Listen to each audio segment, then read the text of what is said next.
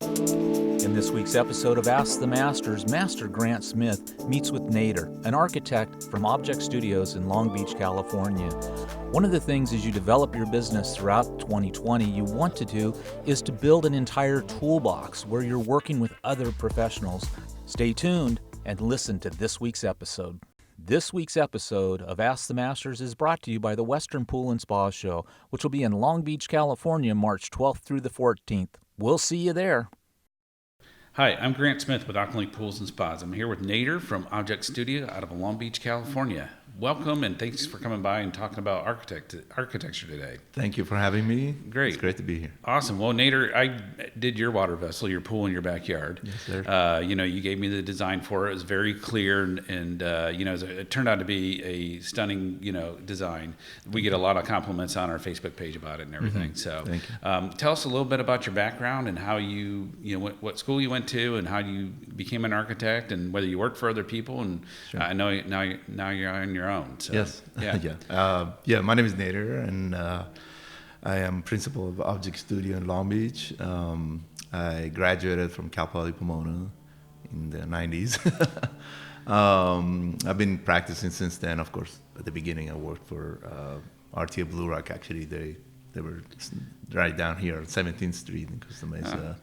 And then I worked for different firms, Morphosis for a little bit, and a range of projects from schools to, commercial, small commercial, and big firms like Gensler. We worked on huge projects, mid-rises, and a lot of big commercial. And then I started on my own, and I do a lot of residential and small commercial. Yeah, great. Now, what kind of got you into architecture? Was it just something you always had a passion for, or was you were just in college and you're like, I need to pick a major? It's the stereotype story. Right. My grandfather was a contractor. My dad was an architect, and I did not want to become an architect. I wanted to become a computer programmer because when I was out of high school, computers just in its infancy and they were coming about. And I was excited about it because I was a teenager and I was very fascinated. And then by default, I worked at my dad's office for a year and a half and looked like I had a knack for it genetically. And I got involved with it, even though my dad didn't want me to. I liked it because I always liked art and drawings, and I was so I kind of was fascinated by building, and I got into it eventually. Yeah, that's kind of surprising. Most fathers would want their sons to try to maybe at least follow in the footsteps. Because again, it's a hard business, and as construction in general is hard business, and it's a lot of work for very little monetary reward, right? Exactly. Yeah. I get it. So, but you have to love it. So, You do. So, well, I mean, it's. I know you're part of the American Institute of Architects chapter up in Long Beach. Yes, South Bay. Could kind of tell our audience what that group is about. Well, it's very. It's a actually large geographic chapter. It covers almost from Seal Beach is our borders to the south, and goes all the way to Torrance, and covers Downey, and it's a large So every AIA has territories basically. Our territory is that much, and it's a very diverse group. It's a very nice group. We have a lot of events. I'm part of the board. We try to engage architects, help them for studying and code issues and site visits and technical part of architecture. So it's a lot of stuff we try to offer to our members. Right. And most of AIs do that, and ours is a very good chapter. We are growing actually, and I've been involved with them this is my third year now. Oh, okay, cool. Now they're like nationwide, correct? Well, AIA is a nationwide organization. They break it down to chapters. And ours is South Bay chapter called. Right. Yeah. Oh, excellent. Now, going into water and architecture, we have, unfortunately, in our industry, in the pool industry, a lot of times, we have we call them pool designers, and that's probably a loose term. Yeah. And sometimes when we get, now it's changing changing as we're getting more complex projects. Yes. But in the past, it's always been kind of like an architect would give us a plan and just had a square or a rectangle thing said pool by others. Then unfortunately, the pool designer would take that and really goof it up, and go with the house. Yeah. When you get requested, like even on your own pool, or when you get requested to actually do a water vessel in the backyard, what's your thought process and how does that work? And are you trying to integrate that into the house somehow, or how do you go about the process of coming up with a design for a water vessel? Well, I think initially what discussion went on between the owner and the architect is very important. It was contractually, is the design of the pool part of the initial submittal or not? That's a discussion that has to happen, I think, right off the bat. If they for certain they want to have a pool down the road, second phase, third phase, whatever that is, I think architect should get himself or involved with it, at least have some idea of what that's going to look like, as far as I'm concerned. Right. Because again, the house is your design, right? And you don't want that to Right. happen, that somebody else comes in. You have, let's say, a language of rectangles or straight lines, and somebody puts a round pool in the background. Right, So it yeah. kind of doesn't Yeah. work with the house, right? Right. They're at odds with each other. So I think architects should have some control over that. Now, if the pool is definitely a part of the design, and even if you're getting paid for designing it, which is, I think that's what usually happens, because architects don't get paid maybe for it. Right. So they're inclined to spend time designing something that's maybe not going to get built, or they're not getting paid for it. So I think that's where things fall apart a little bit.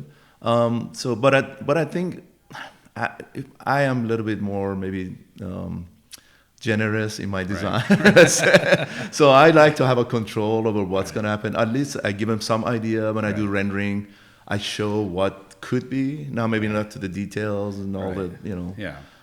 But I like to have some idea of what's going on, and I had a client who actually, we did a backyard for them, the small dipping pool, Right. and I designed it, and they didn't build it, but Yeah. they just went and bought a jacuzzi and put it in there. So, Right. but at the same time, Yeah. it was important for me to exactly tell them what's going to happen, Right. even though the fee wasn't as much. So I think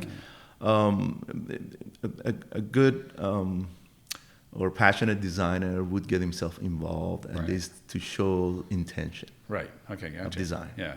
Do you think it's like imperative once you get into, if you commit to a design for a water vessel, to get like somebody that would be qualified to kind of help, set a budget and, like guide the design, to hopefully, be able to build it, down the road early on in the process? Yes, absolutely. Since I have experience with the pools now, Right. and I actually consulted for pool companies, I'm a little familiar more than a regular architect. Right. I remember that. Yeah. And since we've done the pool together, I kind of know what the budget is. So I usually bring it up to them, and I'm honest upfront to my clients, because I don't want any questions down the road Right. or any misunderstanding.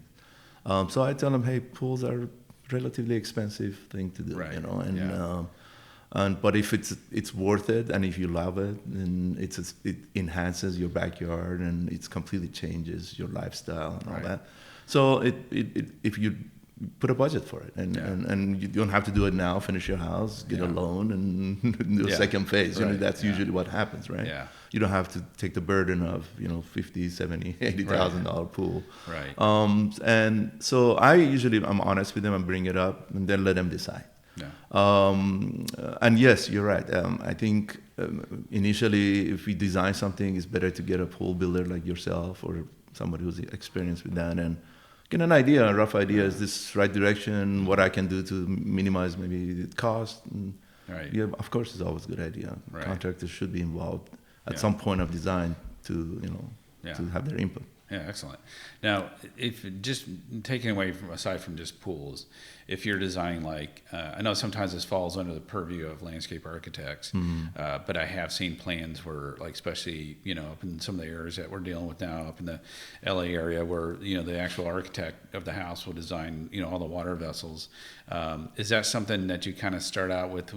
Maybe some conceptual ideas when you're doing a house, to place some fountains or some ponds or something in different areas. I mean, how does how do you work? How do you relate water to architecture at a house? Yeah, I'm originally from Iran, so Right. water is very sacred in Right, Iran, and it was part of every house by force of nature where we are. Iran is basically 1/3 mountainous and 2/3 desert, and water is really celebrated because Right. it's scarce. Right. I always say if we had one of the United States rivers in Iran, it would be paradise. So it was always part of my life. Right. Since I was growing up, every house has a little Persian gardens like this type of thing, and always have a small pool, not necessarily for recreation. Right. They used to dip in it for Right. hot summers to cool up, but mostly they used the water actually for washing dishes, Right. and because there was no pipes and Right. stuff 150 years ago, and so it was always part of my life, and it's one of the most childhood memories I have from water because Right. we always played around and all that. So it is with me. And now that I design, I always have it in the background. I always offer to the client that some water feature, like a fountain, Right. small, even small, Right. something in your backyard. Definitely enhances the backyard. Even maybe you don't use it for anything, Right. just aesthetically pleasing, or just for look of it, or reflectivity, all kinds of stuff. Yeah. So it's always I always encourage them. But of course, ultimately, client's decision, Yeah, right, what sure. they want to do. But mostly, I've been successful to having to at least introduce something like that in their backyard, Right, or yeah. front yard. Yeah, it's really amazing. Like I've been over to Europe in the last few years, here and there. It's always amazing how they integrated water vessels or fountains, to either as a place to gather or even to cool down the area. Yeah. So it's I think we've kind of lost that over the last couple centuries of like we don't use water, like they did, back then. No, absolutely. I mean, recreational pool is kind of a modern thing. Right. You swim in a pool. Right. Mostly it was for evaporative cooling. Right. In hot climates, especially like deserts or even Spain. I mean, if you go to every house in Cordoba, they have a pool in the middle. Yeah. And there's a house, and the pool basically is a cooler in the middle of the courtyards. Right. Usually they have courtyards and a pool in the middle. That cools off the entire house Right. almost. So yes, recreational pool like in California or United States, it's kind of a modern phenomenon. I mean, Romans did it too, but not as extent that we do. We swim back and forth and all that. Yeah. So yes, we lost that, and I think because of course air conditioning and the modern tools, that's not as necessary, and it's hard to maintain. Right. And some area of the United States hard Underground, to come by, right? Even California now, right. It's very stringent, Right. So yes, it is, but at the same time, it is, I think, nice water, because I think water is part of humans. We are mostly water, Right. Yeah, so I think there's that connection, emotionally and mentally. That I think when you show them some results or some pools, clients get excited, and I think we have to go back to that a little bit, especially in California. Maybe recycled water could be something that we could use, for even a pond or a small pool that is just for aesthetics. Yeah, just for aesthetics, have birds come over, stuff like that. So it is. Yes, I mean, it would be nice to just maybe not get away completely from recreational pools. But recreational pools are hard. It has to be deep. It has to be. Chlorine, it's a lot of maintenance involved in all that. And believe it or not, I've seen a lot of people who have nice pools. They don't much use them, right? Yeah. It's unfortunate, right? But, we use our pool almost on a daily basis because we love to swim. But at the same time, a lot of people have these nice big pools. Well, we kind of say it's almost like 90% of the time it's just a piece of art. Exactly. Sitting out in the yard, not something that people actually use, on a daily basis. Yeah.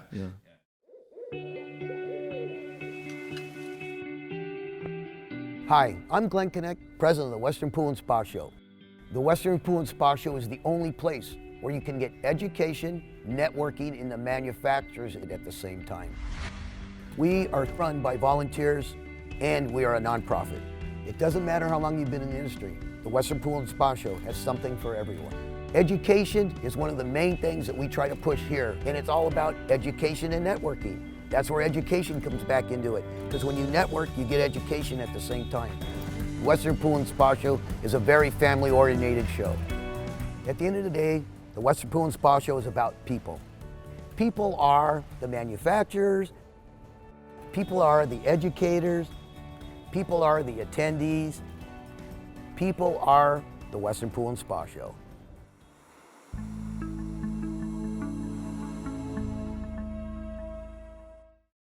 Well, through the years, we've kind of changed design, the way things are designed. We've definitely gone more contemporary ever since like 2008. So kind of, how's that changed the way you even design houses and even a pool, or just, do you think it's going to go back to, a different mix in the future, or how long do you see like this contemporary design, trend going? Yeah. I think in pool in general, after the drought and all that, I think it's view of people from the pool, even the pool we designed together in my house, that it's not deep for diving, because I wanted to conserve water. I want to be conscious about how much pool do you need, right? Yeah.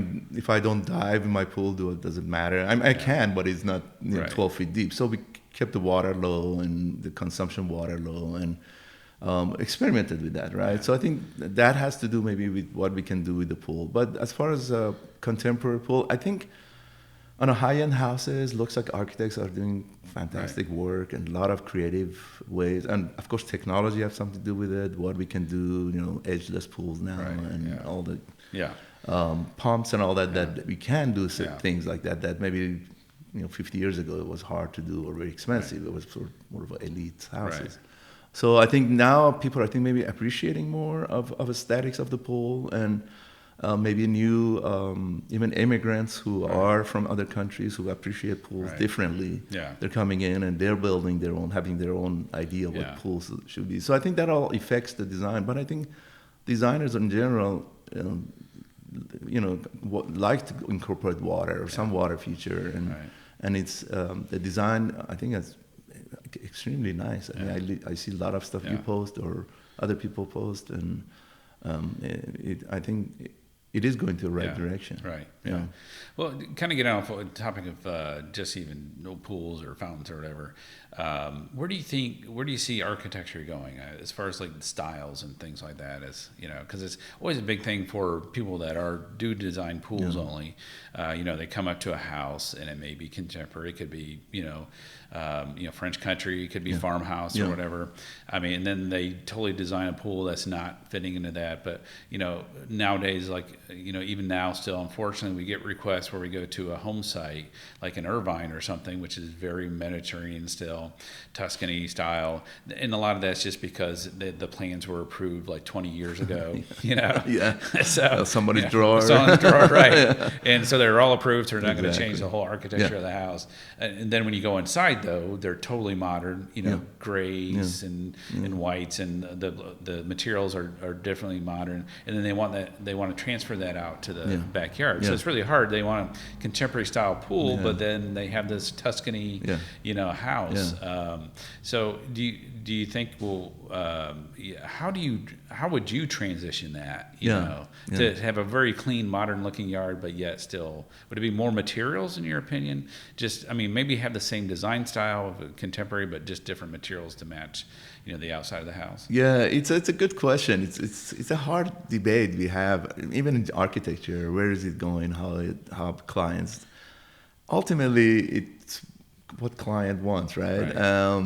And for architects, if you're a good designer, maybe you can pull that design off. Maybe you can. You're right. Maybe change the materials. That has to be some relation to the primary residence, and maybe there's some small, maybe minute details that you can do that could maybe. I'm sorry, guys. We'll start that one over. You're going to edit that out? Excuse myself. Or just you can reset. Yeah. Okay. Well, do I continue from here? Well, just like go back like 2 or 3 sentences or whatever. Just, okay. So, if we can change maybe we can change the design, but it's a hard, basically, problem to solve, basically, if you want to, match these two together. As far as if somebody already has a Tuscany house and they want a super modern because they saw it in a magazine and they liked it. And, but ultimately, if that's your client and they want you to do it, you have to find a way and somehow relate it to the old house. And maybe education is always a good thing for a client to do. Like if initially they come to you and say, this is what I want, and you say, maybe show them some other images or encourage them to go certain direction. And because they, it's an emotional things usually clients go through. I mean, they like something and they get excited about it. I want this, but there's no thinking process. Okay, how this is going to look against my house, or where is it going to? I mean, at the end, is it all going to match, or not match? Sometimes some, contrast is good. I mean, if you can work it out, but eventually, I think education is always a good thing to have with the client. Now, ultimately, if they decide that's what they want, and you are comfortable with that. Yeah. That's the way to go. Right. So, it's their budget, their money. Exactly. Exactly. Well, getting into client expectations about, sometimes materials. I know material selection is huge. How do you go about, even on a house, getting with a client picking out materials for them? Yeah, it's that's another. It's a lot of these are challenges, especially with the computers and Pinterest and all this. I mean, you can Google and there's hundreds and hundreds. Before, maybe you had two catalogs you to put in front of them and they chose from it. So it's variety. It's almost like a designer in a candy shop kind of. You cannot choose. Even sometimes I have a hard time. Like every time there's an email, I'm like, oh, that's great. I want to use that. So ultimately, at the beginning, of course, I always tell my clients, choose what you really think you want to do, right? And then, of course, it comes down to budget. Yeah. Of course, for sure. Like if you have a tile that is, I don't know, $100 for a foot versus something that is $7. So you have to make sure to understand that just what you see and what you want might not necessarily work for your project, budget-wise. Right. And then aesthetically, you have it's a debate going back and forth with the client, and you have to kind of narrow it down and make them focus on certain things. Otherwise, you're right. There's so much to do, so much to look at, and they're always, what about this? What about that? And you have to say this. At some point, we got to decide. And you narrow it down to certain element, and you decide, and you tell them, we got to pick from here to move on forward so you can get this project rolling. Yeah. So time and budget, I think, is what I use usually to push the client forward. Yeah. Otherwise, you're right. They could, take a year to decide on a tile. Yeah. Do you find I've been finding this a lot lately. We've like last year we ran into a huge problem where people didn't have materials selected. Yeah. And as when we did your project together, I was kind of like, okay, well, as long as we haven't bought it or paid for it, you're welcome to change anything. And now it seems like some of the projects we have now they're so large, especially with the entire yard, that we've been finding a real problem with like people not picking out materials well ahead of time, and it's delayed us and it actually costs us money because the process is not fluid.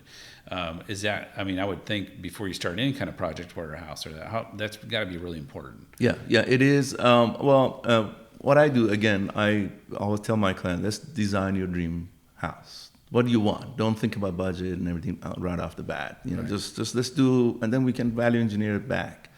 And I kind of have this method now that let the client, because for them it's enjoying of sometimes they have dream houses. I have a couple right now that's their house they're going to live the rest of their life. Young couple, told them design something that you're going to love, and 5 years from now you're not going to hate, right? So that's how I approach it. And so based on that, material is something that we do design based on what aesthetics of the building is. And then if it gets replaced by different type of material, which is similar but based on a budget, then I will work that in later. Right. But I always tell my clients, certain materials we gotta choose now. And when this drawings get stamped from the city, this is it. I'm not, if you want to switch down the road, it's based on, and I have to approve the material, and based on, then it's your responsibility if it's not available, if it's expensive. So, but I want you to agree on what you see. I mean, I do a lot of renderings to make sure they understand what is what, and rather than just kind of abstract black and white drawings. I mean, I think that's good advice for, if you're a contractor or building something, whether it's, pools or backyard or a house, to have everything set in place, before you move forward. So, absolutely. Even if you have samples, put it in front of them, let them, see it, touch it, and see what they're getting into. Or sometimes they want to go find their own.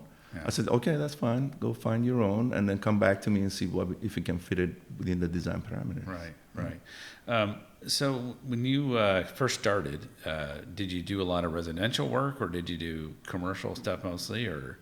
I actually started residential. Well, when I worked for people, I actually didn't do residential now because most of them are big corporations. But I started residential. Actually, did my own house in Signal Hill.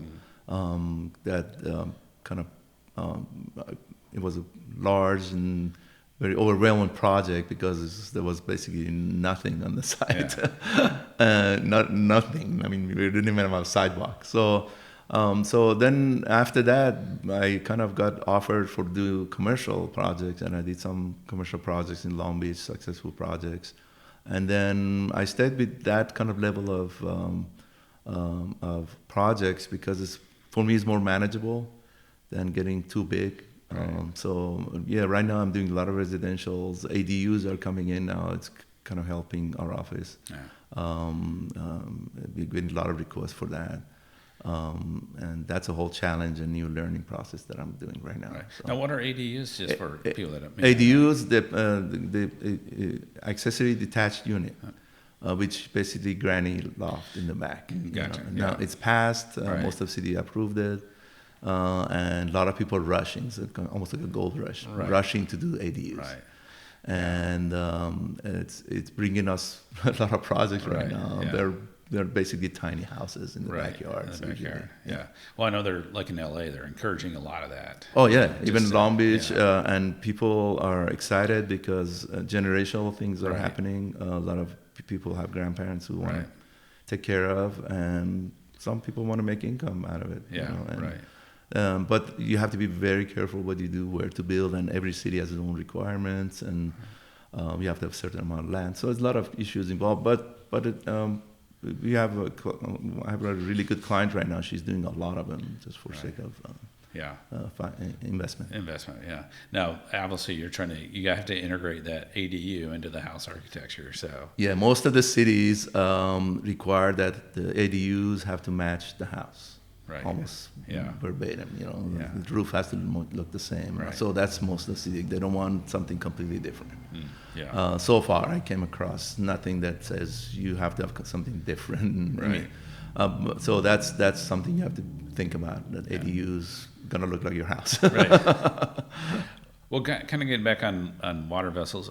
When you decided to design the pool that you designed, that we built, what was your thought process on that? What were you thinking? I know you want to use a pool for swimming, which you do a lot, shallow, that kind of thing. But as far as like the actual design style, I know we came up with some different things that we hadn't done before, and that we incorporated wood into the deck, which has really turned out beautiful.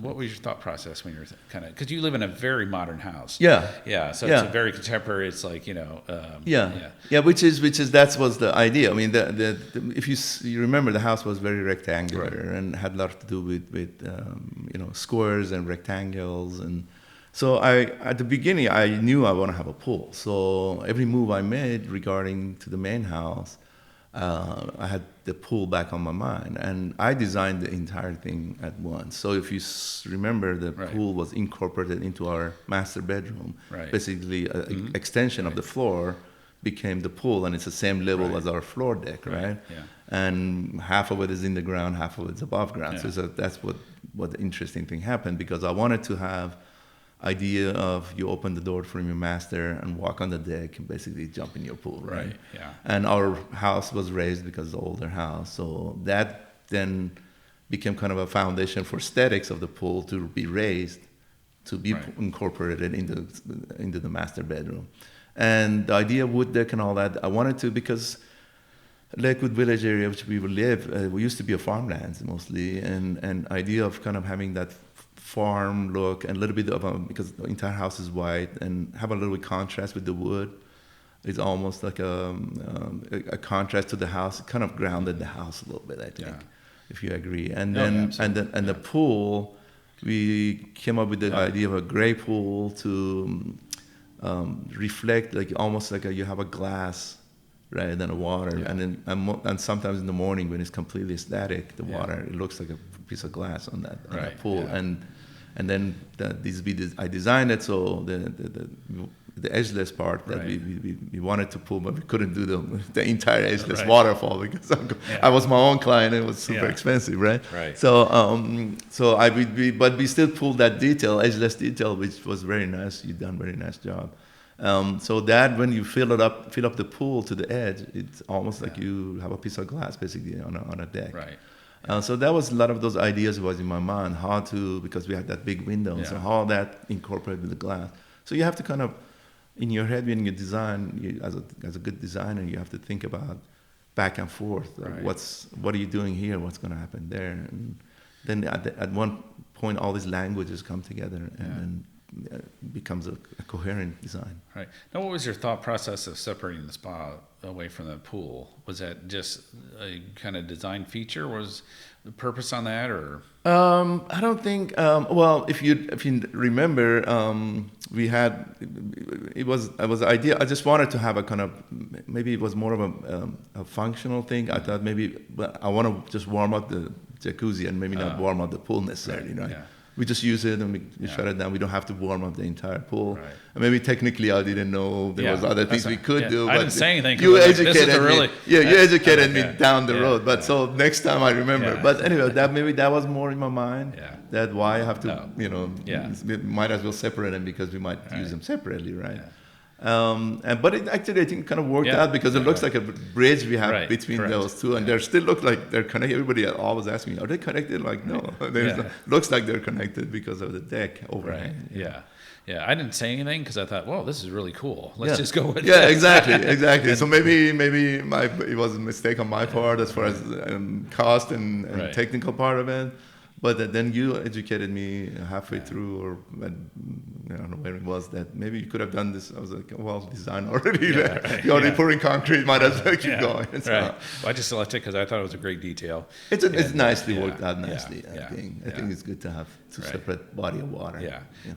I kind of, on yours, we overhung the wood deck a little bit over the edge, so it really gave that look like you don't really see the one edge of the pool. And wood has become a huge integration in yards nowadays, whether it's out of Ipe or Mangarus or even the clear redwood we did for your deck. And it just really brings a warm element because the backyard is the house is white, and of course you got the gray and the black, so it just really warmed it up back absolutely I think he brought brought the yard and the house together. What I know, we had this discussion when we kind of first started the yard, was that big redwood that you have in the yard, and I think you were thinking about cutting it down, or there's a redwood. We had a bit. That's the only redwood tree in the neighborhood. Those houses were done in the 20s, and everybody got a tree because every house I see there's a tree in it for probably shading reason because it's pretty hot area. So unfortunately we tried to keep it, and it was alive when we bought a house, and part of it because of the pool, I think we cut a lot of roots out of it, and it couldn't resist the bugs. And eventually it died, but I kept it as a totem pole and a sculptural piece, and so far it's surviving. And redwood hopefully doesn't rot as fast, but it's a nice feature. Everybody's always curious why I'm keeping that. And I'm like, well, it's. I loved it. Unfortunately, it died, so I just wanted to have some memory of it. Well, when I thought it's a great feature because that glass effect, when we have pictures of it like reflecting in the pool, and it just looks like it's really cool looking. So, it does have, and even from far, among the houses, you see that's almost like a mark of our house. Yeah. Now, was that when you designed the pool? Was that a thought of seeing the reflection of the tree into the pool? No, actually, the reflection of the house in the pool was more important to me. And actually, believe it or not, that tree could have been disasters for our pool because even now there's little branches left up there, they're still falling down, and it would have made almost a mess out of the pool every day. Yeah. So maybe it worked out that it didn't survive. But no, the reflection of the house is very important. And I have actually a picture of that reflection that I even submitted for an award, and that's you see almost exact reflection of the main house to the pool, and it's very obvious on a static, nice day. You see it very, precisely. Yeah. Well, is there anything you want to add while you're here, or just talk about? Or no, I'm happy that I'll be here. This is my first on TV podcast interview. Thank you for having me. Great questions, and I like what you do and your work, and it looks like you're pushing it farther every day. Now you have cantilever pool and a great pool that I'm really happy with our pool and your job you did. And thank you for having me. Well, I think thanks for coming in, because like I said, we're trying to push our industry to be more integrated with architects, and so we don't have such a bad reputation of just taking a beautiful house and then putting in a rock pool. Having a contemporary house, and then we have a big rock structure. Out in the middle of the yard. It's all freeform and everything. I think what has to happen, architect, when you meet the client, ask them, what is your plan? Do you think you want to have a pool? Is it a good idea? Do you want to have what kind of pool do you want? So maybe that discussion has to happen initially. We shouldn't be afraid of asking, and then if it is, then have an idea what to do and what direction you take the client, and even talk to the pool consultant and see what he can do. And so at least there's it's good for the architect to have some control. I mean, I'd rather have a control over design and what is in my head rather than just leave it to a pool builder or somebody who doesn't know maybe statistically what we did to the house. So I think that has to happen, or to get the pool consultant involved at the beginning, and then maybe that gives you direction. So I think that discussion has to happen early on. Right, great. Don't leave it. You're right. This is a pool. No, that doesn't work. You're right. Then you deserve what happens. You lost control, basically. Right. So design-wise. Yeah, awesome. Well, great. Thanks, Nader, for coming in. Thank you very much. It's been a great discussion, and thank you. maybe we'll have you again in the future. Absolutely. Talk about more stuff. So. Yes. Great. Thanks. Thank you very much. Ask the Masters is dedicated to educating, mentoring, and designing a better workplace for the swimming pool industry and their families. Please take a moment to share, and review our content with all of those that would be interested.